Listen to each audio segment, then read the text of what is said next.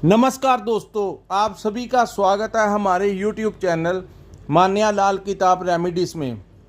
आज मैं आपके साथ बात करने जा रहा हूं तुला राशि के बारे में और आज का मुख्य टॉपिक होगा मंगल का गोचर, जो कि जून 2024 में मेष राशि में होगा और इस गोचर का कैसा प्रभाव पड़ेगा तुला राशि के जातकों के ऊपर। दोस्तों, आज मैं उस ग्रह के बारे में बात करने जा रहा हूं जिसको सभी ग्रहों का सेनापति कहा जाता है। जैसे शनि देव के बारे में कहा गया है कि इनको न्याय का देवता कहा जाता है, बहुत कठोर परिश्रम करवाते हैं। राहु और केतु जो हैं वो भी अपना ही प्रभाव देते हैं। चंद्रमा के बारे में कहा गया है कि चंद्रमा को ज्योतिष शास्त्र के अनुसार लिक्विड पैसा कहा जाता है, मन की स्थिति के साथ जोड़ा जाता है और माता का कारक कहा जाता है। सूर्य को पिता का कारक कहा जाता है और राज दरबार के साथ जोड़ा जाता है। इसी प्रकार मंगल जो है दोस्तों, मंगल एक ऐसी बड़ी एनर्जी है, एक ऐसी बड़ी ताकत है। आपने देखा होगा जो बड़े बड़े डिफेंस क्षेत्र में जो लोग होते हैं, जैसे बड़े बड़े आर्मी ऑफिसर्स हो गए, पुलिस ऑफिसर्स हो गए, स्पोर्ट्समैन्स हो गए, जो बड़े बड़े, उनकी शारीरिक बनावट से लेकर उनके बात करने का जो अंदाज होता है वो साधारण इंसान से उनको एक अलग पहचान दिलाता है। उनके चलने का अंदाज, उनका किसी के साथ बात करने का अंदाज, उनका जो एटीट्यूड होता है वो उनको एक अलग पहचान दिलाता है। और उसके ऊपर सबसे ज़्यादा प्रभाव अगर किसी ग्रह का होता है तो वो मंगल का होता है। कहते हैं मंगल कराए दंगल, कहने का भाव कि मंगल जिनका बहुत ज़्यादा अच्छी कंडीशन में होता है तो उनका समाज में एक बहुत ज़्यादा दबदबा, एक प्रभाव होता है। लोग उनकी रिस्पेक्ट भी करते हैं और उनसे डरते भी हैं, क्योंकि उनके अंदाज में एक थोड़ा सा उगर जो होते हैं, उनकी वाणी में और उनके प्रभाव में थोड़ी सी उग्रता होती है, क्योंकि मंगल का उनके ऊपर प्रभाव होता है। और वहीं अगर मंगल खराब हो जाए तो दोस्तों किसी की सर्जरी करवा देते हैं, एक्सीडेंटल, उनको कुछ ना कुछ शारीरिक कष्ट दे देते हैं। और क्योंकि उनका काम है, जो हमारे शरीर के अंदर का हिस्सा हमारा ब्लड होता है वो मंगल होता है, और दूसरी तरफ ये भाइयों के कारक होते हैं। सो भाइयों के साथ संबंध खराब करवाने, भाइयों की लाइफ को डिस्टर्ब करना, ये सारा मंगल जिनका खराब होता है उनके अपने भाइयों के साथ संबंध अच्छे नहीं रहते और उनके भाइयों को भी जिंदगी में काफ़ी संघर्ष करना पड़ता है। अब हम बात करेंगे कि तुला राशि के किस भाव में ये गोचर होगा। दोस्तों, सामने जो कुंडली मैंने बनाई है ये आपकी चंद्र राशि के ऊपर आधारित है। चंद्र राशि के अनुसार जब भी ग्रहों का गोचर होता है तो वैसा वैसा प्रभाव हमारी जिंदगी में देखने को मिलता है। तो ये जो गोचर है ये तुला राशि के 7वें भाव में होगा। आपने देखा होगा जब 2 महीने पहले जब शनि और मंगल की युति इकट्ठी बनी हुई थी तो उस समय विश्व में कुछ ऐसे देश थे जो आपस में लड़ाई कर रहे थे और बहुत ज़्यादा डिस्टर्बेंस जो था इन्वायरमेंट में क्रिएट हुआ था, जिसकी वजह थी शनि और मंगल। उसके बाद मंगल जो है वो राहु के साथ आ गए, जिसकी वजह से पॉलिटिकल राजनीतिक क्षेत्र में बहुत बड़ा उतार चढ़ाव जो है वो आपको देखने को मिला। और यही बात जो है वो आपको भारत की राजनीति में भी देखने को मिली कि कुछ लीडर्स जो थे वो अपनी पार्टी छोड़कर दूसरी पार्टी में चले गए, किसी की हार हुई, जीत हुई। तो ऐसी अवस्थाएं जो थी वो राहु और मंगल की वजह से बनी हुई थी। और समाज में देखा जाए तो बहुत जगह जो थी वहाँ पर आपने टीवी में देखा होगा, न्यूज़ में देखा होगा, किसी की दुकान में आग लग गई तो किसी की फैक्ट्री में आग लग गई, तो कोई चलती गाड़ी जो थी उसमें आग लग गई। तो ऐसी जो अग्निकांड हुए वो राहु और मंगल की युति के कारण हुए। लेकिन दोस्तों अब मंगल जो हैं वो राहु से और शनि से निकल गए हैं और मंगल आ गए हैं तुला राशि के 7th हाउस में।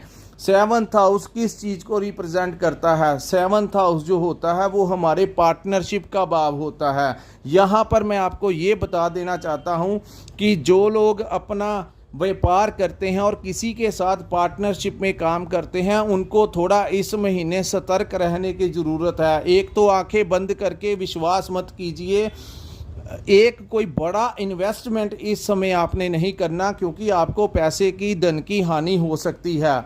सो इस समय आर्थिक संघर्ष जो है वो आपका बढ़ता हुआ नज़र आ रहा है। अगर आप 100% भी काम करेंगे तो उसका जो रिज़ल्ट होगा वो मिला जुला होगा। आपको ये महसूस होगा कि काम धंधे में उतनी तेज़ी नहीं है जितनी होनी चाहिए, क्योंकि मंगल का जिस भाव में गोचर हुआ है।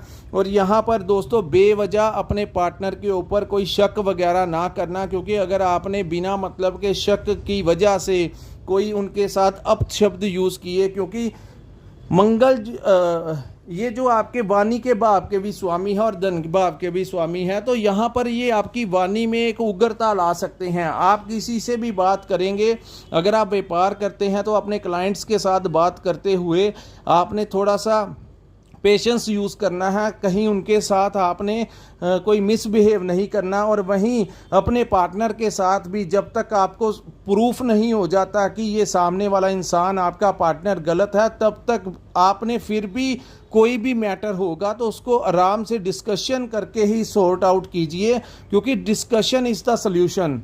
दुनिया में कोई भी ऐसा मुद्दा नहीं हो सकता जिसका सल्यूशन जो है वो डिस्कशन करके नहीं हो सकता।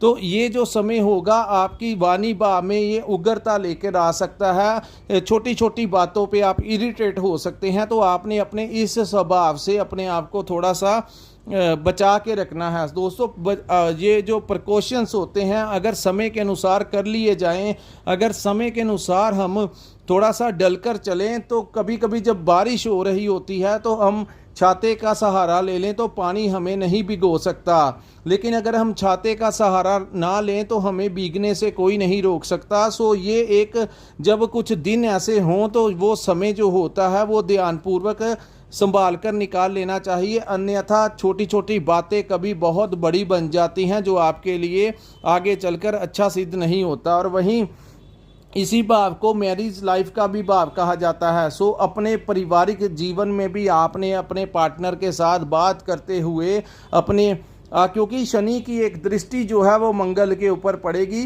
शनि की तीसरी दृष्टि जो होती है उसको कुदृष्टि कहा जाता है, तो वो अपने दुश्मन अपने शत्रु के ऊपर पड़ेगी, जिससे जिस भाव में मंगल बैठे हैं इसको अपने पार्टनर का भाव कहा जाता है। सो आपके पार्टनर को भी इस समय इरिटेट कर सकता है, उनकी लाइफ में भी स्ट्रगल लेकर आ सकता है, चाहे वो नौकरी कर रहे हैं या व्यापार कर रहे हैं, उनको भी किसी ना किसी स्ट्रेस से इस समय निकलना पड़ेगा, क्योंकि मंगल कोई साधारण ग्रह नहीं है। इनका बहुत बड़ा होल्ड होता है, बहुत बड़ा प्रभाव होता है हमारी लाइफ के ऊपर। मैं यहाँ पर फिर कहूँगा जिनके ऊपर इस समय मंगल की दशा या महादशा चल रही है उनको सबसे ज़्यादा प्रभाव जो है वो देखने को मिलेगा। सो मैरिज लाइफ को डिस्टर्ब मत होने देना, छोटी छोटी बातों के ऊपर अपने पार्टनर के साथ आपने इरिटेट नहीं होना, अन्यथा प्रॉब्लम आ जाएगी। यहाँ पर दोस्तों जो लोग यात्राएं करेंगे, यात्राएं करते हुए भी इस समय ट्रैवलिंग करते हुए भी आपने बड़े ध्यानपूर्वक ड्राइव करनी है, तेज वाहन नहीं चलाना, क्योंकि लोहा जो होता है वो भी कहीं ना कहीं मंगल के साथ रिलेटेड होता है। सो यहाँ पर आप ड्राइव करते हुए, चाहे वो ड्राइव आपने अपने काम काज के लिए भी करनी हो, तो उसमें भी कोई ज़्यादा आपको जो लोग व्यापारिक तौर पर ट्रैवलिंग करेंगे उनको कुछ ज़्यादा फ़ायदा होता हुआ नहीं दिखाई दे रहा। यहाँ पर ड्राइव करते हुए भी आपने सावधानी पूर्वक ड्राइव करनी है, अन्यथा यहाँ पर वो कोई दुर्घटना करवा सकते हैं। जो लोग कंसल्टेंसी का काम करते हैं, इंपोर्ट एक्सपोर्ट का काम करते हैं, उनके काम में इस समय तेज़ी आने की संभावनाएं हैं। ओवरऑल देखा जाए तो यहाँ पर दोस्तों जो लोग लव लाइफ, क्योंकि ये पार्टनरशिप का भाव होता है, सो पार्टनरशिप एक तो बिजनेस पार्टनरशिप हो गई, एक मैरिज पार्टनरशिप हो गई, क्योंकि हमारा जो जीवन साथी होता है वो भी हमारा एक पार्टनर ही होता है, लाइफ पार्टनर होता है। और वहीं एक पार्टनर वो होता है जिन लोगों की शादी नहीं हुई या जिन लोगों की लव लाइफ है, वहाँ पर भी ये डिस्टर्बेंस क्रिएट करने की कोशिश करेंगे। आपका अच्छा खासा जो रिश्ता होगा उसमें कहीं ना कहीं कुछ किसी ना किसी बात को लेकर, छोटी छोटी बातों को लेकर आपके पार्टनर के साथ अनबन करवाने की कोशिश करेंगे। सो इन चीज़ों से आपने बच के रहना है। सो दोस्तों यहाँ पर जो ओवरऑल देखा जाए तो आपका जो काम होगा वो मिला जुला इस टाइम पे होगा। लेकिन सबसे ज़्यादा ध्यान रखने वाली बातें ये हैं कि आपने अपने परिवार के में जो भी बातें करनी है परिवार के साथ अपने संबंध जो हैं वो मधुर रखिए, नहीं तो आप अपने पार्टनर को ही अपना शत्रु बना लेंगे। ये वो समय होगा, एक तो आप अपना अवॉइड करेंगे, आपका जो पार्टनर होगा वो भी इरिटेटिंग नेचर का हो जाएगा, उसको भी छोटी छोटी बातों के ऊपर आपके ऊपर थोड़ा सा वो जल्दी इरिटेट हो जाएगा। सो आपको ये पता होना चाहिए कि मंगल के गोचर के कारण ऐसी नेचर जो है वो मेरे पार्टनर की हो गई है। दोस्तों, हमारा वीडियो बनाने का मतलब यही होता है कि आपको देखकर समझ आ जाए कि कैसी अवस्था जो है वो जून के महीने में रहेगी और आपने किस समझदारी के साथ ये जो समय है वो अपना निकालना है। क्योंकि समझदारी के साथ जब हम चलते हैं तो मंजिल तक पहुंच जाते हैं, लेकिन जो बिन लगाम के घोड़े भागते हैं वो कहीं ना कहीं आगे जाकर किसी पहाड़ से टकरा जाते हैं। सो आपने अपने आप को बेलगाम घोड़े की तरह नहीं भगाना, आपने समझदारी के साथ धैर्य के साथ आगे बढ़ना है। चाहे आपका व्यापार हो और वहीं जो लोग नौकरी करते हैं उनके कोलीग्स या बॉस के साथ भी अनबन हो सकती है, तो वहां पर भी एक्शन का रिएक्शन मत कर देना कि आपके बॉस ने आपको कुछ कह दिया तो आपने उसी टाइम गुस्से में आकर अपने बॉस को भी कुछ ना कुछ कह दिया। तो ऐसा नहीं करना, अन्यथा आपकी नौकरी में थोड़ी सी प्रॉब्लम क्रिएट हो सकती है। सो सावधानी से ये समय निकाल लीजिए। बाकी इस समय जहां पर राहु देव विराजमान है वो बहुत कुछ संभाल भी लेंगे, लेकिन मंगल का भी अपना ही एक प्रभाव होता है। सो सोच समझकर इस समय आपने ये समय निकालना है।